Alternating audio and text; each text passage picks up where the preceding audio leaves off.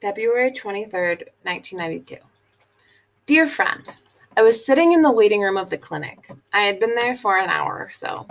I don't remember exactly how long. Bill had given me a new book to read, but I just couldn't concentrate on it. I guess it makes sense, why not? Then I tried to read some magazines, but again, I just couldn't. It wasn't so much they mentioned what the people were eating. It was all the magazine covers. Each one had a smiling face, and every time it was a woman on the cover, and she was showing her cleavage. I wondered if those women wanted to do that to look pretty, or if it was just part of the job. I wondered if they had a choice or not, if they wanted to be successful. I just couldn't get that out of my mind. I could almost see the photo shoot and the actress or model going to eat a light lunch with her boyfriend afterwards. I could see him asking her about her day, and she wouldn't think too much about it. Or maybe, if it was her first magazine cover, how she would be very excited because she was starting to become famous. I could see the magazines on the newsstands and a lot of anonymous eyes looking at it, and how some people would think it was very important. And then how a girl like Mary Elizabeth would be very angry about the actress or model showing her cleavage along with all the other actresses and models doing the same thing, while some photographer like Craig would just look at the quality of the photograph. Then I thought there would be some men who would buy the magazine and masturbate to it.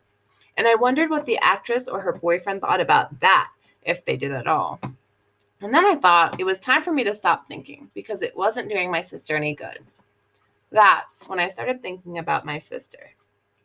I thought about the time when she and her friends painted my fingernails and how that it was okay because my brother wasn't there. And the time she let me use her dolls to make up plays or let me watch whatever I wanted to watch on TV. And when she started becoming a young lady and no one was allowed to look at her because she thought she was fat. And how she really wasn't fat. And how she was actually very pretty. And how different her face looked when she realized boys thought she was pretty. And how different her face looked the first time she really liked a boy who was not on a poster on her wall. And how her face looked when she realized she was in love with that boy. And then I wondered what her face would look like when she came out from behind those doors. My sister was the one who told me where babies come from. My sister was also the one who laughed when I immediately asked her where babies go to. When I thought that, I started to cry. But I couldn't let anyone see me, because if they did, they might not let me drive her home, and they might call our parents. And I couldn't let that happen because my sister was counting on me, and this was the first time anyone ever counted on me for anything. When I realized that this was the first time I cried since I made my Aunt Helen promise not to cry unless it was for anything important, I had to go outside because I couldn't hide it from anyone anymore. I must have been in the car for a long time, because my sister eventually found me there. I was chain smoking cigarettes and crying still. My sister knocked on the window. I rolled it down. She looked at me with a curious expression. Then her curiosity turned to anger. "Charlie, are you smoking?" She was so mad. I can't tell you how mad she was. "I can't believe you're smoking." That's when I stopped crying and started laughing. Because of all the things she could have said right after she got out of there, she picked my smoking. And she got angry about it. And I knew if my sister was angry, then her face wouldn't be that different, and she would be okay.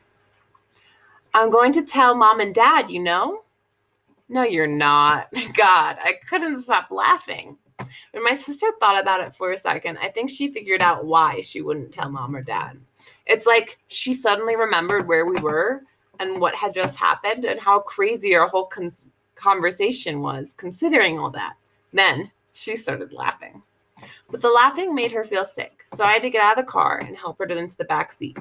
I had already set up a pillow and blanket for her because we already figured it was best for her to sleep it off a little in the car before we went home. Just before she fell asleep, she said, "Well, if you're going to smoke, crack the window at least," which made me start laughing again. "Charlie, smoking. I can't believe it," which made me laugh even harder. And I said, "I love you." My sister said, "I love you too. Just stop it with the laughing already." Eventually, my laughing turned into the occasional chuckle, and it just stopped. I looked back and saw that my sister was asleep. So I turned the car So I started the car and turned on the heater so she would be warm. That's when I started reading the book that Bill gave me. It's Walden by Henry David Thoreau, which is my brother's girlfriend's favorite book, so I was very excited to read it. When the sun went down, I put my smoking pamphlet on the page where I stopped reading and started driving home. I stopped a few blocks from our house to wake up my sister and put the blanket and pillow in the trunk. We pulled into the driveway, we got out, we went inside, and we heard our mother and father's voices from the top of the stairs. "Where have you two been all day?" "Yeah, dinner's almost ready." My sister looked at me, and I looked at her. She shrugged. So I started talking a mile a minute about how we saw a movie and how my sister taught me to drive on highways and how we went to McDonald's. "McDonald's? When?" "Your mother cooked ribs, you know." My father was reading the paper. As we talked, my sister went up to my dad and gave him a kiss on the cheek. He didn't look up from his paper. "I know, but we didn't go to McDonald's until before the movie, and that was a while ago." Then, my father said matter-of-factly, "What movie did you see?" I froze, but my sister came through with the name of a movie just before she kissed my mother on the cheek. I had never heard of this movie.